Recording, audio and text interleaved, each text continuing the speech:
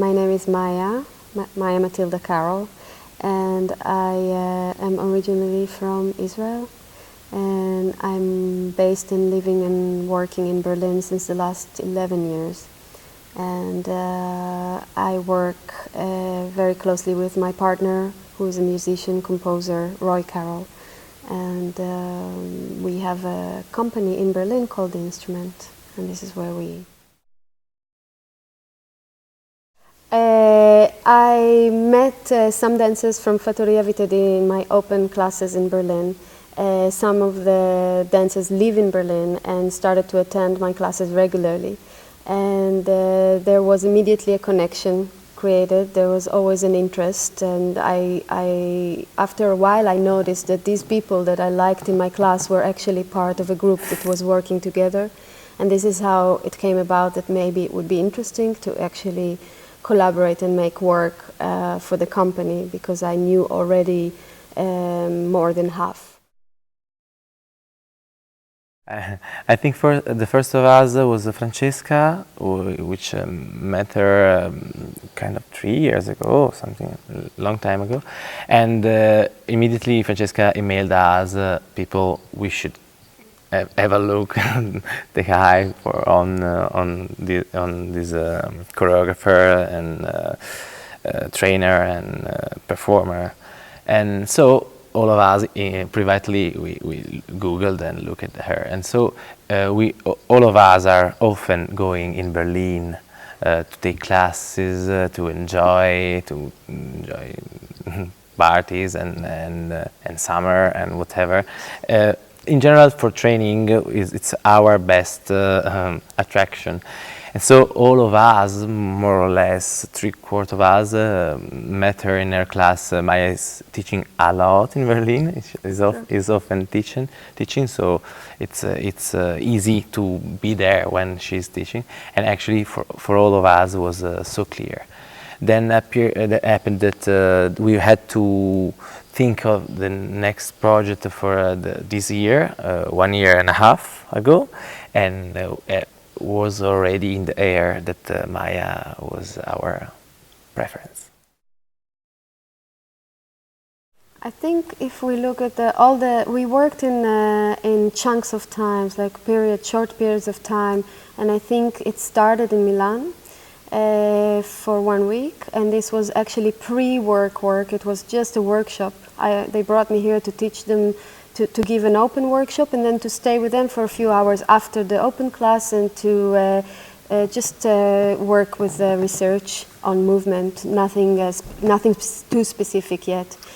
And that was the first encounter with them as a group. Some people I didn't know Riccardo yet until I arrived. And then we had a period in Berlin. We had a period in Teatro that was a residency. We worked in Torino for only 4 days, and we worked in Cascina just before we came here to set in the theater. So I think if we put all of these periods together, we had about 2 months, perhaps. It is a very, very delicate work, because so much depends on the interpretations of the dancers as improvisers. So they have a lot of sections in the piece where they choreograph in the moment, and they don't have a set material. They improvise, but they're also working with very specific directions. So they're being precise in what they're doing, and the way I see the work is as a living, breathing thing. So it will grow as they grow, and it will get deeper as they understand deeper what their roles are in the work. And I see it as a very human character of work. The character of the work is very human. It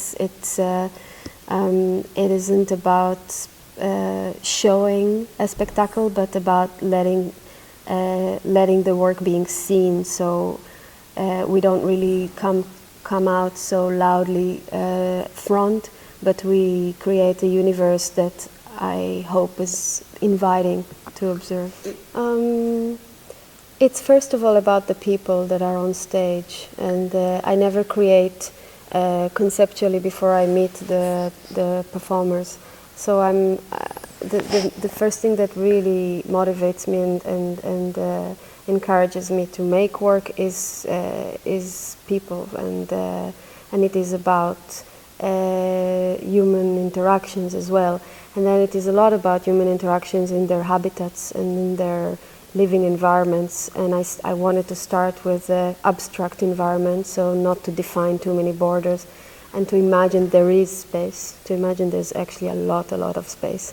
And then to start to define the borders, invisible or visible, to define them and to put the people in, to put the performers in rooms where the actions they make are resonating in different frequencies and volumes and densities because of how narrow or large the space is, and how that also creates a maybe even awkwardness of intimacy versus exposure, because the rooms are not completely private, they are seen. We look into those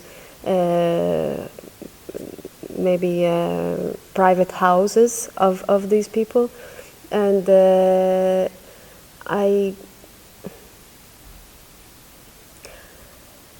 I would like to believe that it's a play of tension, of what we perceive as indoors and outdoors, what we perceive as shelter or home, and where we are free of it. Perhaps we're actually safer.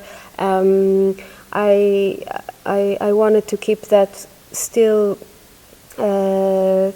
ambiguous, so not to say exactly what I think in every given moment, but to kind of open up, to combine concreteness with just open matters of. It's really interesting what you asked for, and the answer also, because for us was there was a kind of always a mission of defining and redefining borders in the space, with our movement, in our presence, with the continuous changes, which means that if now the relationship is here, after a while I'm laying on the floor and the relationship is with a huge valley, for example, and immediately after the relationship is with me and a wall that I don't see, but I'm writing on. And this, she said once, more than once, this is the defining border is wonderfully ethic and politic and human, and so it's continuously not move around, but committing, deeply committing. A lot. The dance. I don't like dance usually. What is dance here in this project? Dance is mostly a commitment, a place of freedom where in the rules you define for yourself continuously. You find not only freedom, but also the more right, if it is possible, definition of yourself, which is present and continuous, and is I'm doing, and while I'm doing, I'm understanding, I'm knowing, maybe it's better I'm perceiving me and the group, of course. And this is about the tool that we have with the body and with the improvisation. Of course, the material, the improvisations as ambient rules, specificness, and is not just around. But in this specificness, there's always, a processing us, ourselves in the space and with the others. Thank you. Thank you.